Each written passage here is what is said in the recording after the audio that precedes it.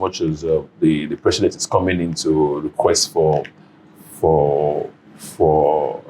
a new budget for new fiscal year, we see there's a need for us to also account to the people what we've been able to achieve or what we've been able to do with the previous money provided for them through budgetary allocation. So invariably, you're speaking to transparency, accountability, and ensuring that we are not just performing a ritual, but there's a process of assessment to see where we actually are. I think I like that. And that takes me to saying, in every field, particularly in 2019 when Buhari passed the not too young to run bill, you saw that attracted so many young people. I think we had about 60, 70 presidential candidates that season because young people got inspired. The euphoria dropped at some point. Mm-hmm. I thought some young people that had ventured into this political arena, many of them may not really have impressed so much that that narrative of saying, look, the young are more innovative, they are more creative, they can do it better than the old guards. It fell to an extent. So you are also a young leader here now, who will be a model to aspiring politicians, saying, look, and you could also be a bad example to go into the annals of history saying, Shesi that went as a young man, what did he actually do? So does that keep you up awake? Are you planning on doing things differently? What are your plans? I tell a few of contemporaries out there that the country belongs to us and belongs to the generation coming after us. So in as much as we are holding the generation ahead of us accountable, the generation coming after us will also hold us accountable. Definitely. So coming into this space, we agitated for youth to come into political space at some point. Now, the current system has given opportunity to a lot of us. If you check the current, the 10th Assembly, you realize that we have large demography of youths. Indeed.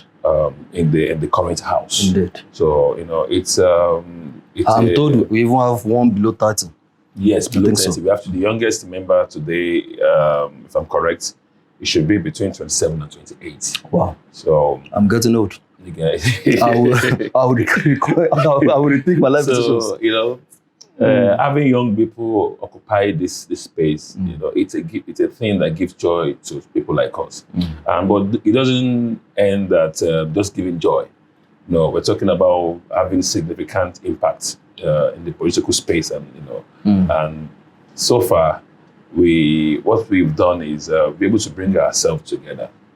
Let's see how we can bring in our innovative ideas, to support the renewed agenda of the current administration. And the only way we can achieve that as lawmakers is to formulate policies, come up with policies that will encourage and that will support the agenda of our current president.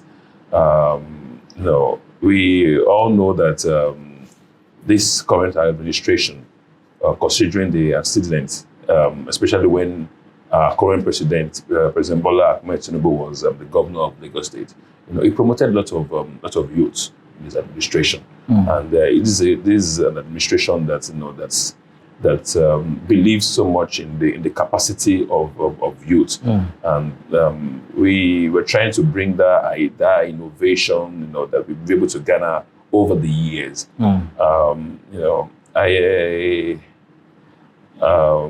Our parents invested heavily on our own education, especially this generation. Indeed. The kind of education that our parents, majority of our parents, they were not exposed to, they were able to put us through. So there is need for us to bring in all these ideas, into the political space, and transform it into development and growth for the benefit of our country. So that is what we've been able to gather ourselves, and that is what we are pushing. You mentioned the number of young people in parliament now. Yes. And you also mentioned the president. And I've always said this administration, even in the executive, I believe you have the largest number of youths in our history. Yes. I stand to be corrected.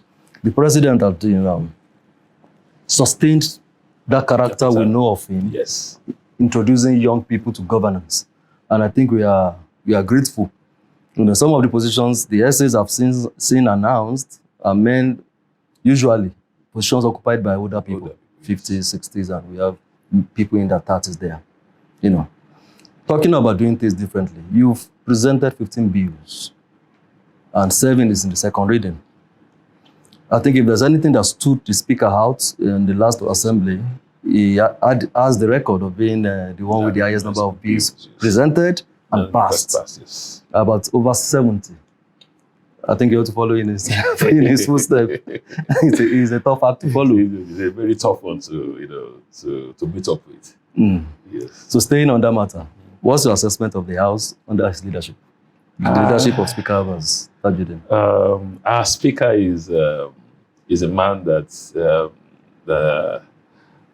understands the legislative duty, understands how to lead other 359 members, coming from different geopolitical zones, different ideologies. And 356 of them give him their votes. So for someone who enjoyed massive votes from virtually all his colleagues, it takes a whole lot to carry all of us along. It takes a whole lot of, and someone who has a big heart as a speaker, experience. He has a lot of features, that is known to good leadership. Speaker, our Right Honorable Speaker, Honorable Tajudeen Abbas is a good leader. I don't think the 10th Assembly can have a better speaker, especially at this time. At this time. Yeah, so we can see how the House is stable. We are progressing with our legislative duty. There's no form of distraction. So it's a good time to actually be in the National Assembly. I think it goes on to say, school no be scam at the end of the day. He's a scholar, a PhD holder, an accountant, one who has taught from all stages, primary, secondary, and university. I think it's helping him out, in leading. He's had the experience of managing people. So it's a good time to be here. Indeed. Okay. You are the deputy chairman, downstream sector. Upstream.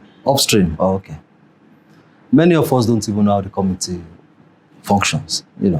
We just know they announce these committees and they announce those to man them. What role do they really play? Because I know these committees are replicated in the Senate as well.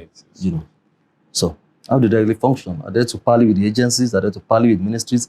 What goes into how a committee functions? Okay. Aside from making laws, another role that we play or function is oversight. So what we are meant to do as a member of each committee is to oversight the agencies under us. What do I mean by that? As a committee, this is a house of the people. So there is need for the agencies to the activities of the agencies to be monitored. And the only way we can do that is by oversighting their functions. And as deputy chairman of Upstream, we have some few agencies under us that has to do with oil exploration. Agencies like NUPLC, agencies like NNPC. Oh, okay. So we oversight these agencies and to make sure that the policies and the programs they're in line or in tune with the expectation of the people, and also is in line or in tune with the agenda and the president as well. So, and also to make sure that it is also in line and in tune with what we have in our constitution. So to make sure that their activities are well guided by the constitution of the country. And what we also do is budget. So we make sure that the budget is well expended, especially towards the right projects. Okay.